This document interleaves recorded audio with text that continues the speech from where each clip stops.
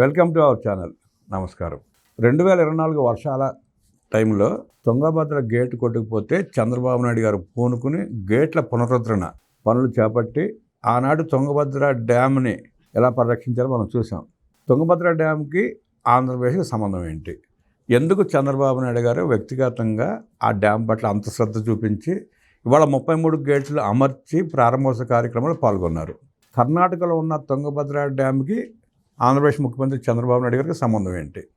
ఈరోజు సమావేశంలో పాటిల్ గారు మాట్లాడుతూ దేశానికి చంద్రబాబు నాయుడు గారి నాయకత్వం, ఆయన ఆలోచన విధానం కావాలి, నదుల అనుసంధానం గొప్ప నిర్ణయం అంటూ ఆయన ప్రశంసించారు. ఆంధ్రప్రదేశ్లో కూడా నదుల అనుసంధానం జరిగే అవకాశం ఉందా? తుంగభద్ర డ్యామ్ గురించి ఆంధ్రప్రదేశ్లో ఉన్న నదుల అనుసంధానం గురించి తెలుసుకునే ప్రయత్నం చేస్తే విశ్లేషణ టైం అంతా పట్టున్నారు సీనియర్ జర్నలిస్ట్ సత్యమూర్తి గారు. వారిని అడిగి మనం విశేషాలు తెలుసుకుందాం. నమస్తే సార్. నమస్కారం. తుంగభద్ర డ్యామ్ 33 గేట్లు ఈరోజు ప్రారంభించారు. 3 ముఖ్యమంత్రులు పాల్గొన్నారు. కానీ ఆనాడు కర్ణాటక ముఖ్యమంత్రి కంటే కూడా చంద్రబాబు నాయుడు గారు వేగంగా స్పందించి గేట్ల పునరుద్ధరణకి కృషి చేశాడు. ఆయన మంత్రిని పెట్టారు. ఇంజనీర్ కూడా ఏపీ నుంచి వెళ్ళి అక్కడ ఉండి పర్యవేక్షించాడు. ఏర్పాట్లు అయిపోయి 33 గేట్లు కొత్తవి బిగించి నేడు ప్రారంభోత్సవం చేశారు. ఆంధ్రప్రదేశ్ ముఖ్యమంత్రికి తుంగభద్ర డ్యామ్కి సంబంధం ఏంటి? అలాగే నదుల అనుసంధానం గురించి పాటిల్ గారు కేంద్ర మంత్రి మాట్లాడితే చంద్రబాబు నాయుడు గారి దూరదృష్టి, ఆలోచన విధానం బాగుంటుంది, నదుల అనుసంధానం అయితే మంచిదన్నట్టు మాట్లాడారు. ఆయన మాటల్లో స్పష్టంగా బనకచెర్ల పోలవరం అనుసంధానం కరెక్ట్ అన్నట్టు అనిపించింది. మీరు ఎట్లా చూస్తారు సార్ ఈ సమావేశాన్ని, తుంగభద్ర డ్యామ్ చంద్రబాబు నాయుడు గారు పర్యవేక్షించడాన్ని? ఇది మనం అంటే చంద్రబాబు నాయుడు ఆయన చేసిన పని ఏంటి అంటే 2024లో వచ్చిన ఫ్లడ్స్ కారణంగా తుంగభద్ర డ్యాము 19వ గేటు కొట్టుకుపోయింది. 19వ గేటు కొట్టుకుపోగానే అది మామూలుగా జనరల్గా ఏం చేస్తారు అంటే వాటరు మొత్తం అంతా వెళ్ళిపోయిన తర్వాత గేటు పెడతారు. అంతకుమించి వేరే మార్గం కూడా లేదు. కానీ చంద్రబాబు నాయుడు ఆయన చేసిన ప్రయోగం ఏంటి అంటే ఒక సీనియర్ పర్సన్ ఈ ఇరిగేషన్ ప్రాజెక్ట్స్కి సంబంధించి కన్నయ్య నాయుడు అని ఆయన ఉన్నారు. ఆయన 90 ఏళ్ళ ఆయన ఇట్లా గేట్లు ఫిక్స్ చేయటం వాటిలో చాలా స్పెషలిస్ట్. అందుకని చంద్రబాబు నాయుడికి అది ఆయన్ని గుర్తొచ్చి ఆయన్ని వెంటనే అక్కడికి పంపించి చూసి దాన్ని ఎట్లా ఫిక్స్ చేయొచ్చో అడిగితే ఆయన దానికి సొల్యూషన్ చెబితే వెంటనే చంద్రబాబు నాయుడు కర్ణాటక గవర్నమెంట్ తోటి మాట్లాడితే వాళ్ళు కూడా ఒప్పుకున్న తర్వాత ఈయన వెళ్ళి ఆ గేటు ఫిక్స్ చేసి వచ్చాడు. అంటే వాటర్ ఉండంగానే గేటు ఫిక్స్ చేయటం అనేది సాధ్యమయ్యే పని కాదు. అటువంటి అసాధ్యమైన పనిని సుసాధ్యం చేసి వచ్చాడు ఈయన. దాంతో మీకు తుంగభద్ర డ్యాములో వాటర్ నిలబడ్డది. తుంగభద్రలో వాటరు నిలబెట్టడం అనేది కర్ణాటకకి ఎంత ముఖ్యమో ఆంధ్రప్రదేశ్కి కూడా అంతే ముఖ్యం. ఎందుకు అంటే మన కేసీ కెనాల్ మొత్తం ఆధారపడ్డది తుంగభద్ర డ్యామ్ మీదే. ఈ కర్నూలు కడప కెనాల్ ద్వారా మనం ఈ రాయలసీమ దాదాపుగా చాలా దూరం వరకు కూడా కేసీ కెనాల్ వెళ్తూ ఉంటుంది. ఆ వాటర్ వాడుకుంటూ ఉంటాం మనం. సో అందుకని తుంగభద్ర డ్యాము మనకు కూడా చాలా ఇంపార్టెంట్. లేకపోతే రాయలసీమకి చుక్క నీరు పోదు. తుంగభద్ర డ్యాము మనకంత కావాల్సింది. ఈ కేసీ కెనాల్ నుంచి రాజోలిబండ డైవర్షన్ స్కీమ్ ఉంటుంది. అది తెలంగాణకి ఉపయోగం. ఉమ్మడి పాలమూరు జిల్లాకి, గద్వాల ఆ ఏరియాలకి ఈ కేసీ కెనాల్ నుంచి ఆ రాజోలిబండ డైవర్షన్ స్కీమ్ అనేది తెలంగాణకి ఉపయోగం. అందుకని తెలంగాణకి, ఆంధ్రాకి, కర్ణాటకకి మూడిటికి కూడా తుంగభద్ర డ్యామ్ అనేది ఇంపార్టెంట్.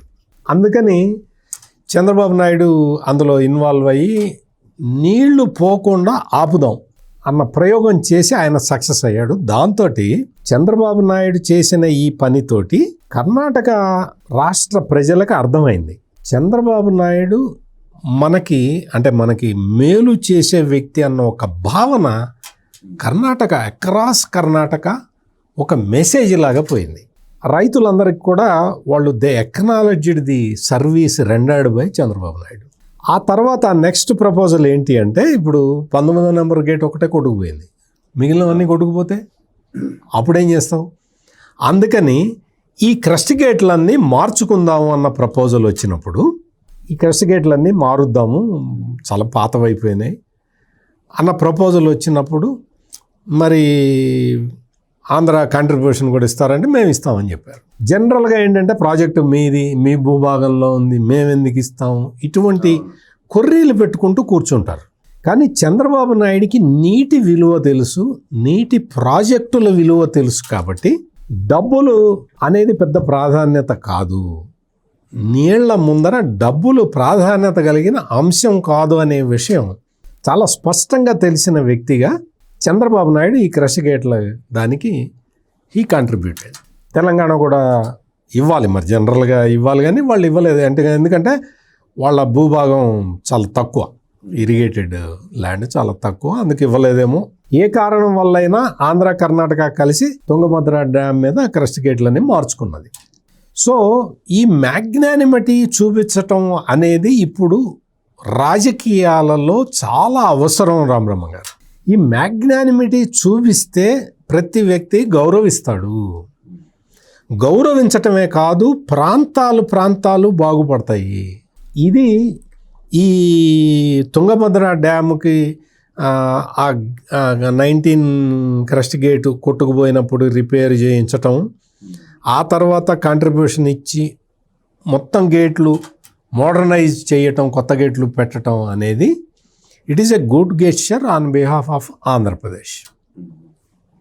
ఇది కీలకమైన విషయం. దీని తర్వాత మనం ఆలోచించాల్సిన విషయం ఏంటంటే, ఇప్పుడు ఈ నదుల అనుసంధానం అనే ప్రాజెక్ట్, ఈ నదుల అనుసంధానం అనే ఒక బృహత్తరమైన ప్రాజెక్టుని వాజ్పేయి ప్రైమ్ మినిస్టర్గా ఉన్నప్పుడు ముందుగా ప్రపోజ్ చేశారు. గంగా కావేరీ నదులని అనుసంధానం చెయ్యాలి అనేది వాజ్పేయి సంకల్పం. అప్పుడు దేశంలో కరువు కాటకాలు ఉండవు, రైతుకి ప్లెంటీ ఆఫ్ వాటర్ ఉంటుంది, ఏ పంట కావాలంటే ఆ పంట పండించుకోవడానికి వీలుంటుంది. గంగా కావేరి అంటే అన్ని నదులు లింక్ చేసుకుంటే కావేరిలో కలపాలి, తీసుకొచ్చి ఇది బ్రాడ్గా ఇది ఒక పెద్ద కాన్సెప్ట్. ఆ నదుల అనుసంధానం కాన్సెప్ట్ని ప్రాక్టికల్గా ప్రమోట్ చేసిన వ్యక్తి చంద్రబాబు నాయుడు. చంద్రబాబు నాయుడు ఈ నదుల అనుసంధానం గురించి చాలా అడ్వకేట్ చేశాడు. ఆయన చాలా మందిని కన్విన్స్ చేయటానికి, వాళ్ళ ఆ ఐడియాని వాళ్ళు అడాప్ట్ చేసుకునేలాగా చేయటానికి చంద్రబాబు నాయుడు చాలా కాలంగా ప్రయత్నం చేస్తూనే ఉన్నాడు. చేయటమే కాకుండా ఉమ్మడి ఆంధ్రప్రదేశ్ డివైడ్ అయిపోయిన తర్వాత, అంటే 2014 నుంచి 19 లోపల పట్టిసీమ ప్రాజెక్టుని కట్టడం ద్వారా కృష్ణా గోదావరి నదులని కలిపాడు. 1500 కోట్ల రూపాయలు పట్టిసీమతో 1,00,000 కోట్ల రూపాయలు ఉత్పత్తి చేసి చూపించాడు. ఈ పట్టిసీమ ప్రాజెక్ట్ అనేది అది నదుల అనుసంధాన ప్రాజెక్ట్. అది పట్టిసీమ ద్వారా గోదావరి జలాలని కృష్ణా డెల్టాకి మళ్లించటం అనేది అక్కడ కాన్సెప్ట్. అప్పట్లో కొంతమంది కుహన రాజకీయ నాయకులు ఉండి వాళ్ళు ఏమన్నారు అంటే, ఆ కాలువ ఈ కాలువ కలిపితే నదుల అనుసంధానం అయిపోతుందా అని చాలా ఎగతాళి చేస్తూ చంద్రబాబు నాయుడిని ప్రశ్నించారు. కానీ అట్లా ఎగతాళి చేసిన వాళ్ళే ఈ పట్టిసీమ నీళ్ళని కృష్ణా డెల్టాకి, మరి కృష్ణా డెల్టాకి గోదావరి జలాలని ఎట్లా ఇస్తారు? అదే కదా నదుల అనుసంధానం అంటే.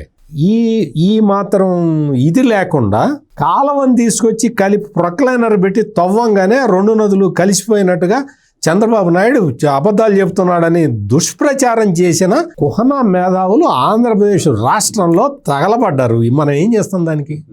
ఇప్పుడు మీకు నదుల అనుసంధానం అనేది రాబోయే రోజుల్లో ప్రధానమైన అంశం కాబోతున్నది.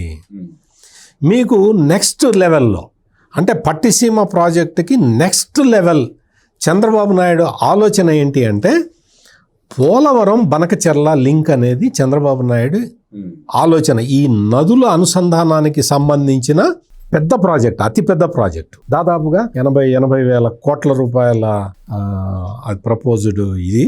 కానీ దురదృష్టవశాత్తు అదేంటంటే ఫీజిబుల్ కాదు అన్న వాదనలు పైకి రావడంతో పోలవరం బనకచెర్లని పోలవరం నల్లమల రిజర్వాయర్ వరకు పరిమితం చేస్తూ ఉన్నారు. అది కూడా ఇంకా డిస్కషన్ స్థాయిలోనే ఉన్నది. మీకు ఈ పోలవరం బనకచెర్ల లింక్ ప్రాజెక్టుని చంద్రబాబు నాయుడు ప్రపోజ్ చేసినప్పుడు కూడా కొంతమంది మేధావులు ఎగతాళి చేశారు. 80,000 కోట్లు పెడతాట, ఎట పెడతాడు ఏంటి? మీకు 80,000 కోట్లు, ఇప్పుడు పోలవరం ప్రాజెక్టు ఉంది. పోలవరం ప్రాజెక్టు ఎప్పుడు పెట్టారండి? ఎప్పుడు టంగుటూరి అంజయ్య ముఖ్యమంత్రిగా ఉన్నప్పుడు ఉమ్మడి ఆంధ్రప్రదేశ్లో ఇందిరాగాంధీ వచ్చి శంకుస్థాపన చేసింది. దగ్గర 50 సంవత్సరాలు. మరి ఇప్పుడు కదా అవుతున్నది. అందుకని మనం కొంచెం బ్రాడ్గా ఆలోచించాలి. మనం ఎంతసేపటికి నేరోగా ఆలోచించినంతకాలం మన దేశం ఇట్టకే ఉంటుంది. ఇక్కడ ఈ నదుల అనుసంధానానికి సంబంధించి చంద్రబాబు నాయుడు ఈరోజు చెప్పిన ఒక గొప్ప ఉదాహరణ కెన్ బెట్వా రిజర్వాయర్ల మధ్య link, can Betwa river linking project. ఇది చాలా పెద్ద, it is a bold step. ఈ రెండు కెన్ బెట్వా, కెన్ అనేది ఒక ఉపనది, యమునా నదికి ఉపనది, బెట్వా అనేది ఇంకొక ఉపనది. ఈ రెండు ఉపనదులు కూడా మధ్యప్రదేశ్లో పుట్టి మధ్యప్రదేశ్లో ప్రవహించి ఆ తర్వాత ఉత్తరప్రదేశ్లోకి ఎంటర్ అయ్యి ఆ తర్వాత యమునా నదిలో కలుస్తాయి. చాలా దూరం ప్రయాణం చేసి యమునా నదిలో కలిసే ఉపనదులు కెన్ బెట్వా. ఇక్కడ ఏంటి అంటే ఈ కెన్ నదిలో పుష్కలంగా నీళ్లు ఉంటాయి. బెట్వాలో ఒక సీజన్లోనే ఉంటుంది, ఒక సీజన్లో నీళ్లు ఉండవు. రెండో సీజన్ వచ్చేసరికి నీళ్లు ఉండవు. ఈ రెండిటిని కలిపితే, ఈ రెండు నదులని కలపటం ద్వారా మనం రివర్ లింకేజ్ కనుక చేయగలిగితే కెన్ వాటర్ని బెట్వాకి పంపించి మనం అక్కడ బుందేల్ఖండ్ అనేది దేశంలో కల్లా తీవ్రమైన దుర్భిక్ష ప్రాంతం. ఆ బుందేల్ఖండ్ని మనం ఆదుకోవాలి అంటే కెన్ బెట్వా నదుల్ని కలపాలి. ఈ కాన్సెప్టు మొత్తం దేశానికి స్వాతంత్రం రాకముందు నుంచి, బ్రిటిష్ కాలం నుంచి ఉన్నది. కానీ ఎవరు ముందడుగు వేయలేదు.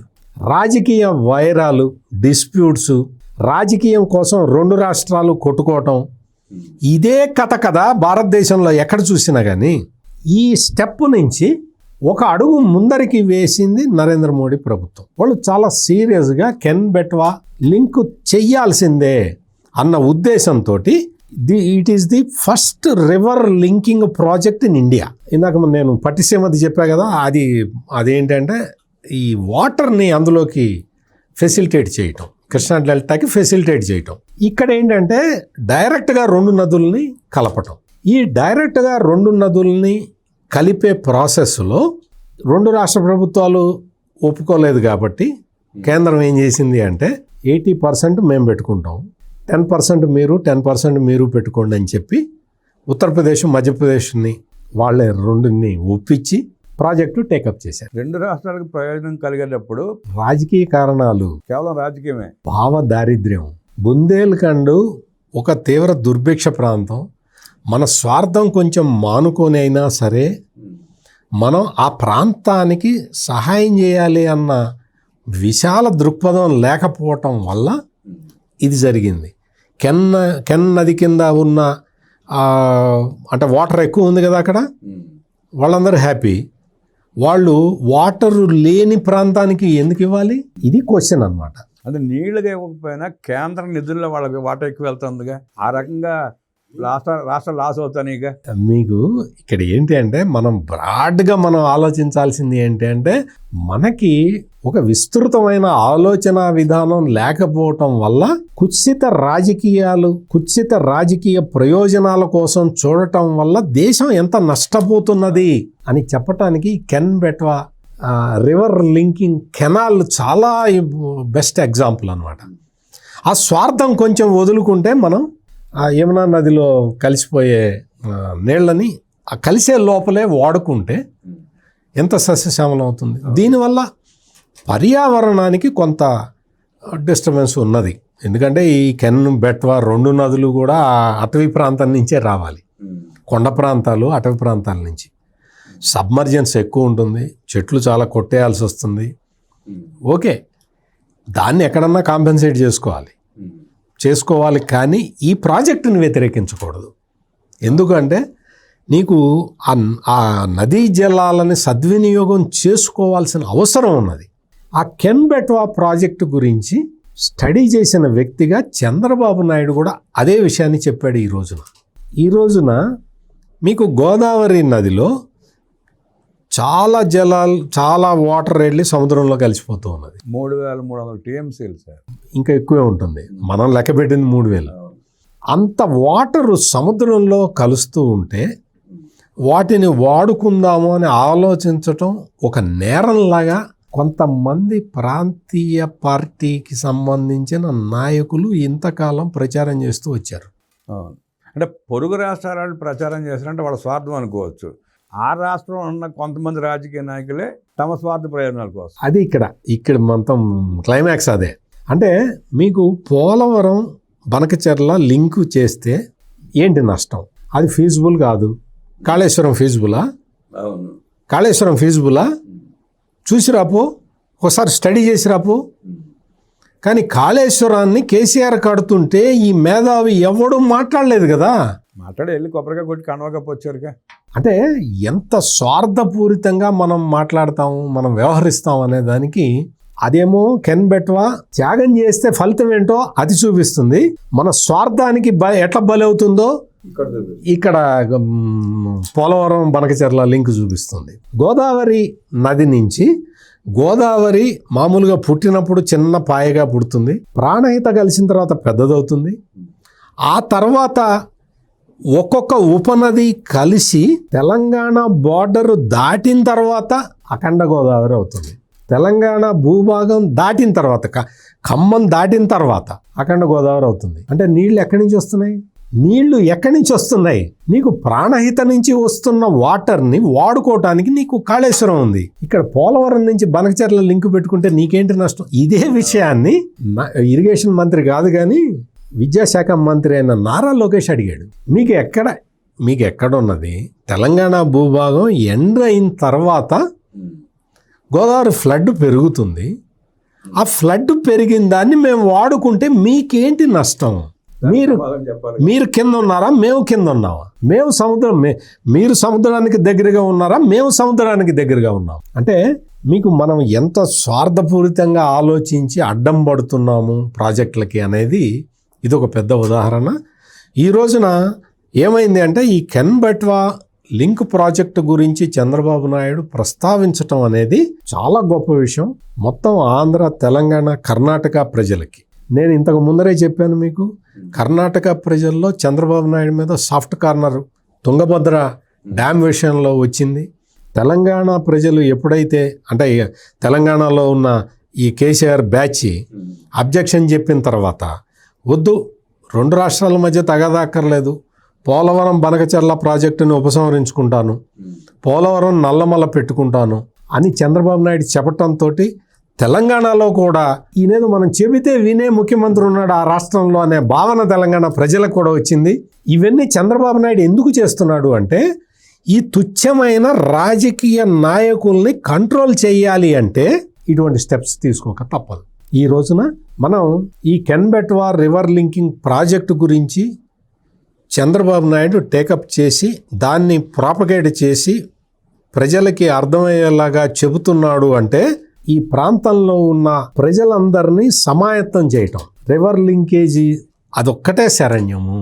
గంగా కావేరీ లింకేజ్ అది చేసుకుంటే భారతదేశం తిరుగులేని శక్తిగా మారుతుంది. తాగటానికి నీళ్లుంటాయి, సాగు చేసుకోవడానికి నీళ్లుంటాయి, పుష్కలంగా పంటలు పండుతాయి, పరిశ్రమలు నీరు ఉంటుంది, పరిశ్రమలు మీకు అసలు కరువు అనేది రాదు. ఉత్తర భారతదేశంలో వర్షాలు పడితే దక్షిణ భారతదేశంలో పడవు, దక్షిణంలో పడితే మీకు పశ్చిమంలో పడవు. ఇట్లా రకరకాల వాతావరణాలు ఉంటాయి కాబట్టి వీటిని తట్టుకోవటానికి వీలుగా నదుల అనుసంధానం ఉండాలి, చెయ్యాలి అనేది ఆ కాన్సెప్ట్ని ముందరికి తీసుకెళ్లే ఒక బృహత్ యజ్ఞానికి ఈ రోజున కేంద్ర జలశక్తి మంత్రి సిఆర్ పాటిల్ చెప్పిన విషయం కూడా అదే.